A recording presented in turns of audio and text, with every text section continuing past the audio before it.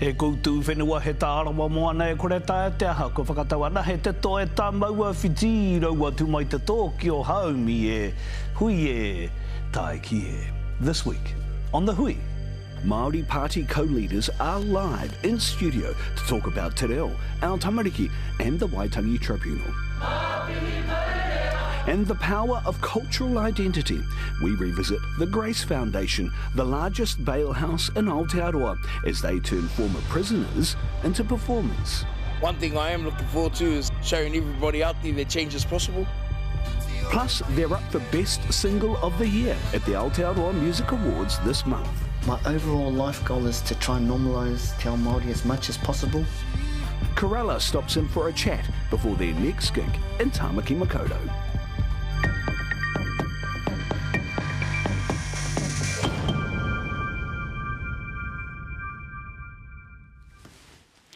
Ka toki ataku kiri ki te reru ua o te pō au e te mamae ia hau e ngā mate hara mai haere. Huri tū mai kia tātou kei te Aotearoa ati hewa mauri ora and welcome back to The Hui.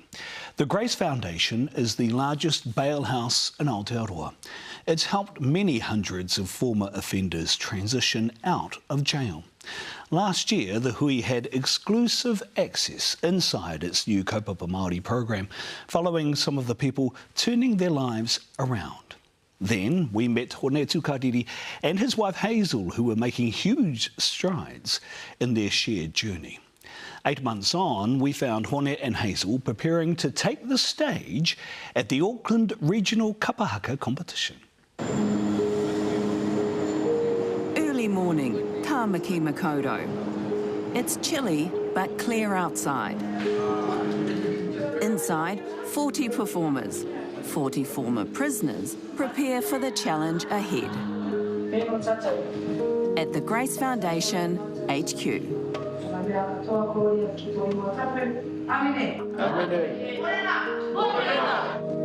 We started this journey almost a year ago, and I just can't believe that we're here. It's a real blessing, and I'm humbled by this experience this morning. It just feels right.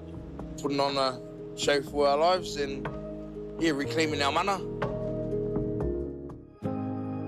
The Hui first met Hone and Hazel last year when they opened up about their past with violence, gangs and prison.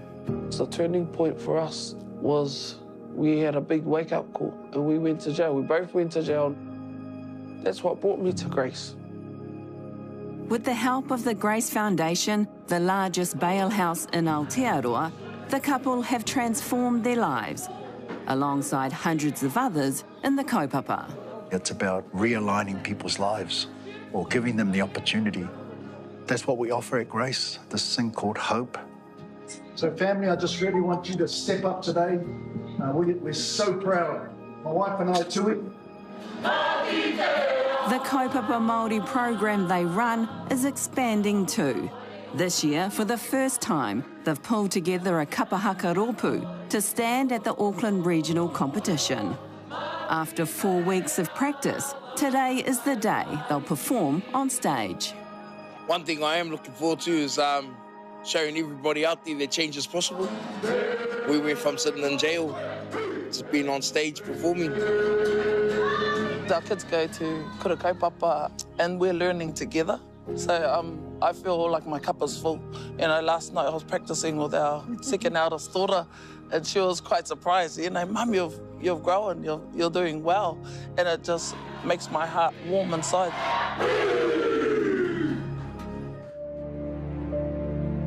Last year, the couple took a big step in their journey, reclaiming their identity through moko. I feel like a different person, you know. Getting this done just renewed me. It feels like being reborn. Change is possible, you know. It's just how much are you willing to change? Is that everyone? Yeah. 6 months on, Hone and Hazel are still on that path.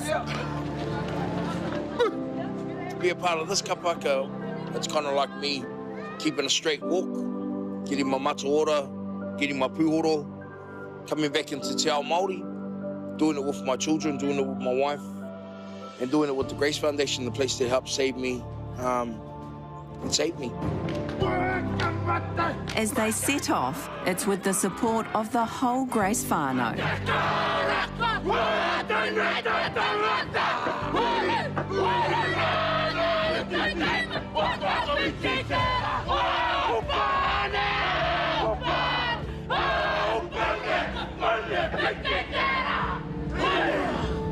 It's just a beautiful feeling to just know who you are and where you're from, and that's what we reclaim back here at Grace, is your mana and te ao Māori and all cultures really, is when you know yourself, when you have that a part of your healing. They call it te ao Pākehā therapeutic community, but this is cultural identity.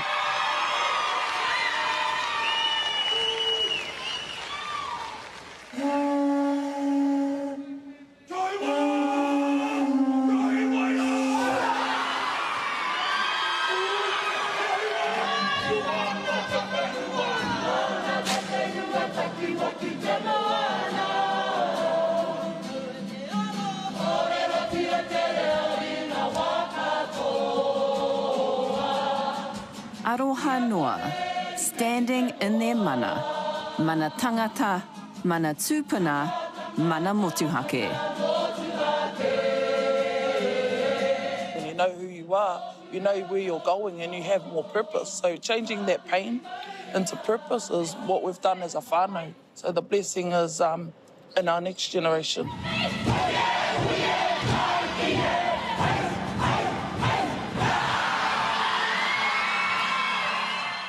Ara mai, me mihi kātika. After the break, the cost of living, 7AA, the Waitangi Tribunal, fast-track legislation, and more. The Māori Party co-leaders, Rehabilitating and Debbie Ngārewa-Paka, you can see them there, are with us live in studio. Kia ita tonu mai.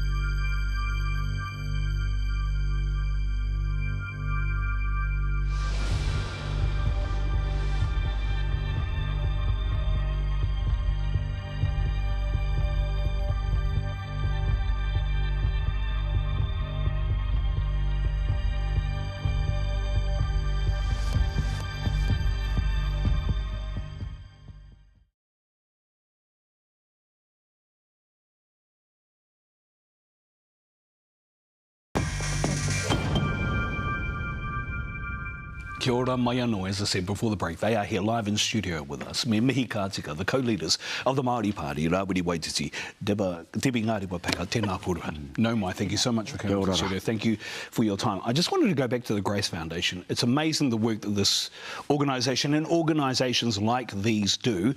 Given our political times, can we see the ongoing survival of organisations like this, given the way the current government talks, acts, says, moves? I had the privilege of watching them live at the Auckland, at the Tāmaki Makaurau Regionals, and I could tell you what, they were the people's choice because they. The reconnection that showed the oranga of kapahaka. And so when we've got governments that fund te matatini because they think it's performative, in actual fact it's transformative. And there's been research and research after, and matatini have just shown research that actually te matatini is much wider than just a performative state. It's not just an arts, performing art as we see it as oranga. And as you can see with the Grace Foundation, I just want to mihi to David Atali and the mahi that he's done in this particular space, giving our people the opportunity to reconnect. It's a health strategy, it's an education strategy, it's a strategy to reconnect our people, but it's about nourishment and not punishment. Yeah. And we need to start looking and moving away from that type of ideologies that our prisons and that the justice system has. It's punitive. Yeah. It's not about nourishing our people. So we are approaching a budget. very, very soon.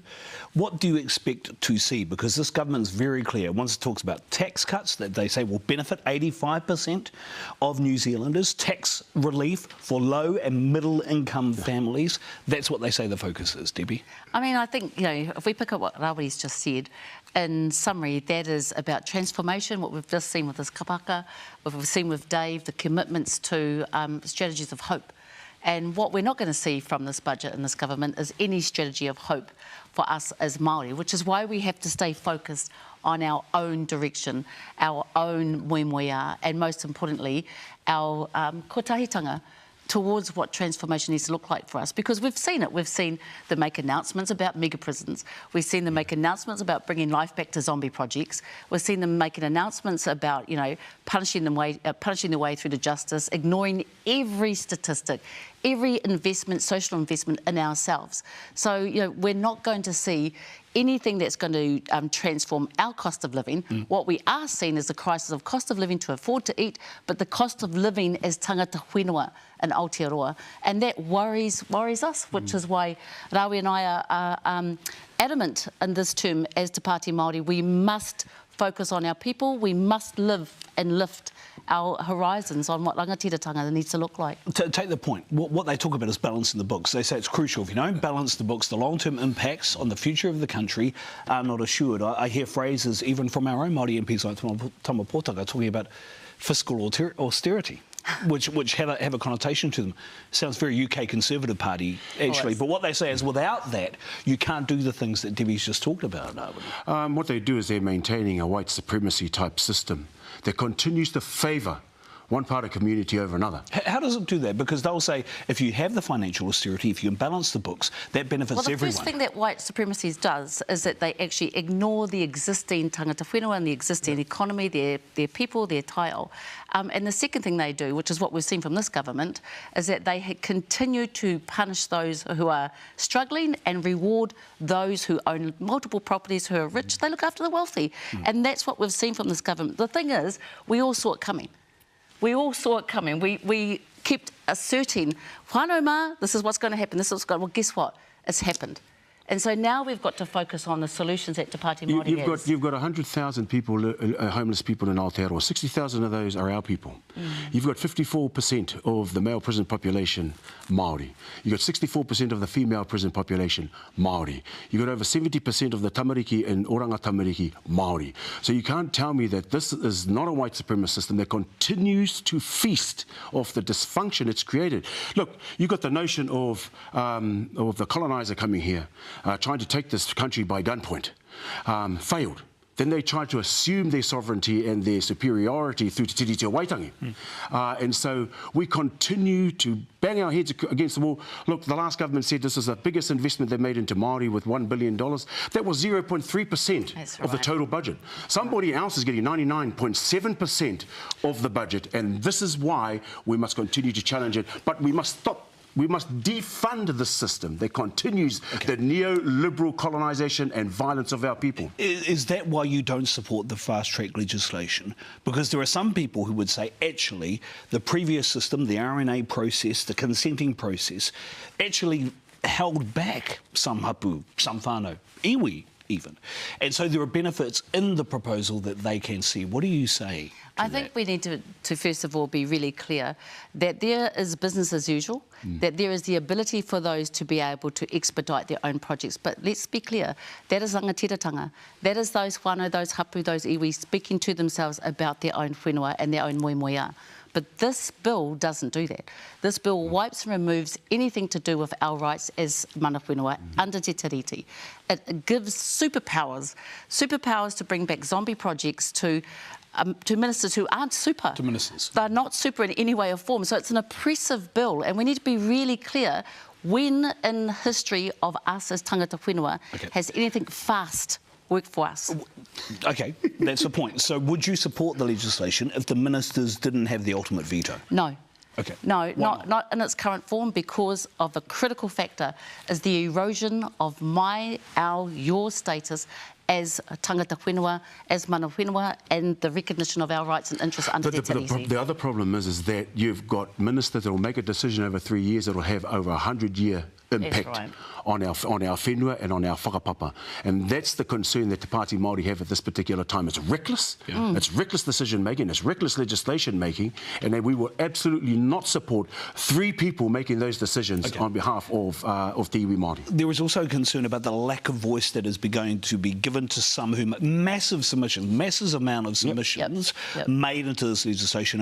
Only 1,100 people are able to give oral submissions. Well, it's actually even less. I think it's even less, to be fair. Okay. So there were 27,000, 2,900 want to speak. It's been relegated down to 500. I've heard 254 of them, and only 14 support it.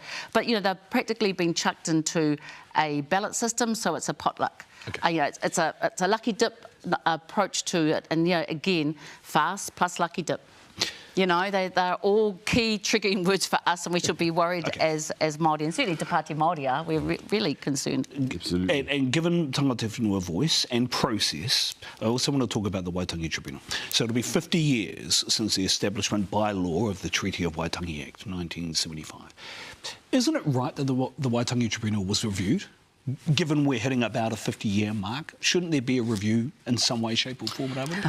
Well, look, that review should be determined by us. It's the litigator and holding this government account to the many breaches. And they think that the Waitangi Tribunal should be only looking at breaches that were pre-1992, when in actual fact they continue to breach the Treaty of Waitangi today.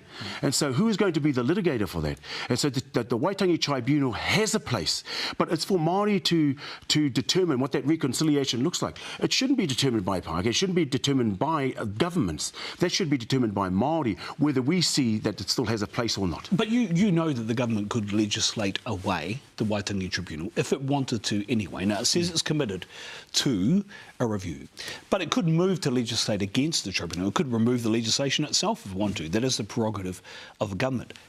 Do you see that as a possibility, Debbie? I think with this government, we just have to take stock, whānau, and imagine what the worst case that you could ever want, your worst fear that you could ever have, could happen with this government.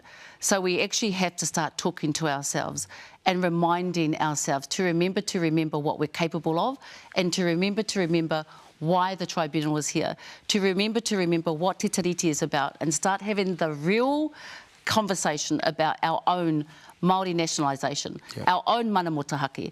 We've been talking about it, we've seen all the kōrero going around with all the kotahitanga movement, and we've gone out, and what I've seen is lots of little fires, but actually whānau mā. We actually have to look after the major fire that will bring about the change that we must have. And otherwise, it doesn't matter whether it was the ones before us who slowly did things like, you know, had, I don't know, warrantless searches on Marae during COVID, or this one, which is just ruthlessly taken us out, exterminating everything we represent. So we actually have to have the conversation inside ourselves, inside our home, inside our marae, inside our communities. What is and when are we going to achieve mana motahaki, Māori nationalisation? That's the conversation we need to go for, because we're too at risk with all these other clowns left or right. I don't have a question on this, but you raised it, so I want to ask. How do we do that? Well, we need to start stepping into comfortably into Article 2 of the Tiriti Waitangi. Now, when our tupuna signed that out 183 years ago, I don't think 183 years down the track they would think their mokopuna still continues to consider what actually I am the sovereign looks like. And so Article 2 was the protection of the pre-existing rights of tangata whenua to their whenua, to our moana, to our kāinga, and to our taonga for as long as we choose to hold on to them. And so this is about us now, defunding. Defunding, stop contributing to a system that continuously keeps us in second place, but defunding it and start to look at our own mana motuhake and rangatiratanga and stepping into Article 2 of the Tiriti Waitangi. It's got to be our number one priority. It has to be our number one priority in every discussion. And the problem that we're having is that we keep getting invited to talk to conversations about, 7AA or the Māori Health Authority, all this. And you know what? They were all elements that made up rangatiratanga. But we have to stay focused on number one priority. 7AA. The issue, obviously, about the minister appearing or giving evidence before the tribunal on the removal of 7AA or the repeal of treaty obligations from the Oranga Tamariki Act called 7AA. The Māori Party policy actually says remove Oranga Tamariki anyway, mukopuna ora. That's right. So why is this such an issue then, when in actual fact what we're saying here is Oranga Tamariki isn't set up for us anyway? That's exactly what we're saying. Oranga tamariki is not the right fit for our people, and we've been saying that for a long, long time. We were the ones that moved to remove the last CEO of it. It's failed near on 20 reviews, Oranga tamariki. If there was a Māori organisation that failed more than nearly 20 reviews, it would have been gone. Look at the Māori Health Authority. Right. In 9 months they assessed it and said, oh, it's not doing the job. 9 months. They've had 183 years to fail our people and continue to fund themselves on the dysfunction they've created amongst our people. So Oranga tamariki is not the right fit. We're saying a mokopuna Māori entity and authority independent for us to be able to look after our own tamariki mokopuna. 7AA, what that does is it severs the whakapapa of our tamariki to their iwi. That the government and Oranga tamariki is not obligated to ensure that that tamaiti is still connected to its iwi, still connected to its whānau. But the minister's saying that she will ensure that partnerships continue, that the current service providers continue to provide the services they currently provide, and more partnerships with Māori. No, see, that minister says. suffers trauma. And we all suffer trauma, but that minister suffers trauma and has brought it into her role to pay back and to affect negatively Māori. And, you know, 7AA was working. If you look at all the stats from 2018 when it came in, it actually has evidence that proves it's been working for our whānau. It's not enough, but it's a great step in the right direction. But because we've allowed governments that have got hara about us, who aren't comfortable in their assertion in their own Māori and their own wakapapa, we've had this mentality, this ahua, let's exterminate that hauora, let's exterminate the smoking thing, let's exterminate 7AA, and let's exterminate wakapapa full stop, because I carry trauma. The reality is we have to go back into that space about the number one priority about rangatiratanga. So these things that we're doing are to save and holding, you know, we're basically holding the line now, but they are not the finishing line. And we've got to stay focused on that. I've got to go because I'm getting to wrap up from whatever. Sorry, I could do this a lot with both of you and also with politicians. I think there are big conversations that need to be had. I just want to thank you both for coming in and being live with us. Really appreciate your time. Of course, the co-leaders of the Māori Party. Stay with us after the break on The Hui. He marama puoro Aotearoa, he kōrero whakamarama e pāna ki te tei o ngā ia o te wā, the story of the popular reggae band Corella. E haere a kene.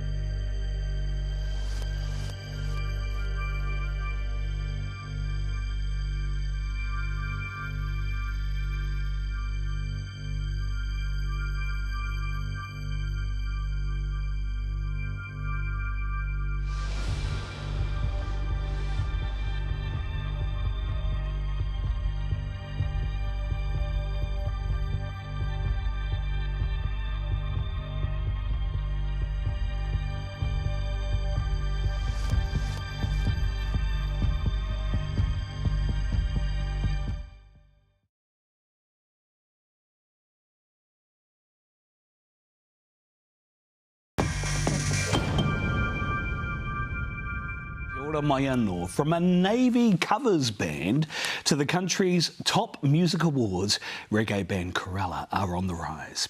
Their single, Blue-Eyed Māori, is nominated for Best Single at the Aotearoa Māori Music Awards, Aotearoa Music Awards Arohamai next week. And they're also up for Best Roots Band. Miriana Johnson sat down with songwriters Pipi Whararoa Campbell and Ngāwe Tupe. Oh, yeah. It's cold, lying red, and backseat for a bed, my lady for the night. Lion Red, a lyric that could only come out of Aotearoa. I've been trying to think the last week what's a better fit, but I can't find anything. Oh, I'll save you the stress. We're not changing the damn lyric. Reggae group Corella are up for Best Roots and Best Single at the country's top music awards. It's a long way from the Navy, where they started out. Pipi and the boys were in a covers band already when I met them. A cool covers band. It was called the Marinades. Oh, whoa. Where did that come from? Oh, someone thought it'd be cool to be the mariners who serenade people. Marinades. Oh my God. Sounds like something you would come up with. We were a covers band for a few years, up until about 2020, and decided to write our own stuff, yeah. And rename ourselves Corella. Yeah. I got to run to kingdom come and a better way of life. Their reggae rhythms have taken them to the top, with their hit single Blue-Eyed Māori now almost 9 months as New Zealand #1. She was a blue-eyed Māori. We had the album finished and we were like, oh, what songs do we think are going to actually do well? Blue-Eyed Māori was like at the bottom of the list.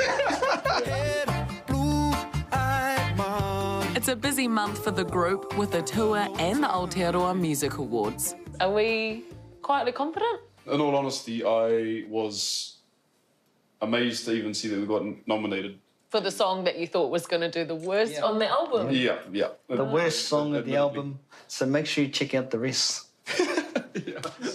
But who is the Blue-Eyed Māori that you sing about? It was originally written for me, but he couldn't sing. He was a blue... Yeah, absolutely. The song, dedication to my goddaughter, for one. It's also got underlying historical meaning to it as well, like how Māori came to have blue eyes and green eyes, which there are stories from around the motu that in some places it happened in quite a harsh way to do with the land wars and that. And that's what the song's actually about, the essence of the song. It's super relatable though, you know, we've got Māori of all different shapes, sizes, colours, coloured eyes, etc. And I guess it's just the crossing of different bloodlines, creating blue-eyed Māoris. It was interesting for me to hear that there was quite a backlash about the song just because of the lyrics. She stole my bloodline. She stole my bloodline or something like that, and didn't actually think of it from the point of view of seeing it in a racist way. So you had pushback about that particular line? Yeah, that particular line, but you know, well, my daughter did steal my bloodline.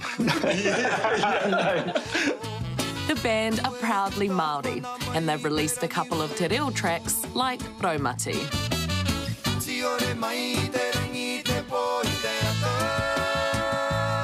I think my goal, my overall life goal is to try and normalise Te Ao Māori as much as possible.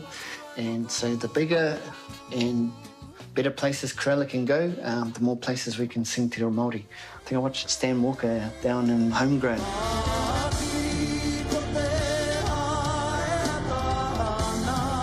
I swear half a set were Māori songs and it was so cool to see.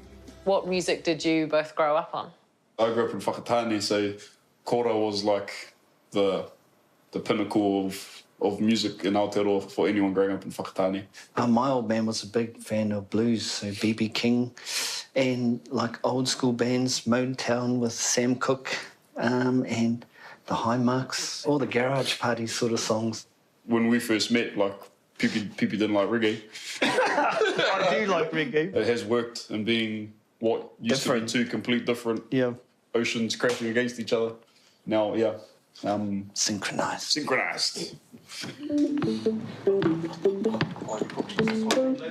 As well as experimenting with genre, the band is on the road. We caught them at their last dress rehearsal before they hit Mount Maunganui.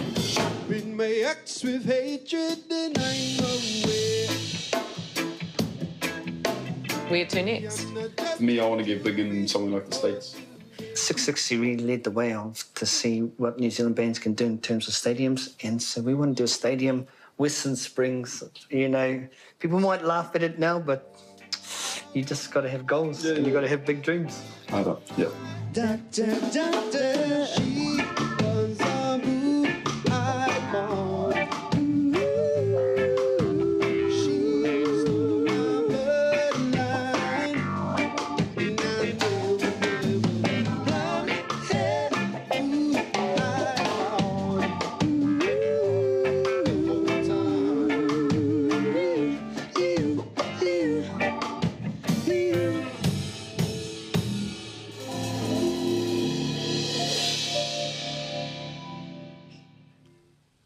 Me name. And if you want to hear more from Corella, they're playing at the Power Station here in Tāmaki Makaurau on Saturday night. Engaiwi, that is us. Kia mau ki te tūranga o taputapu Aotea haumi e, hui e, taiki e.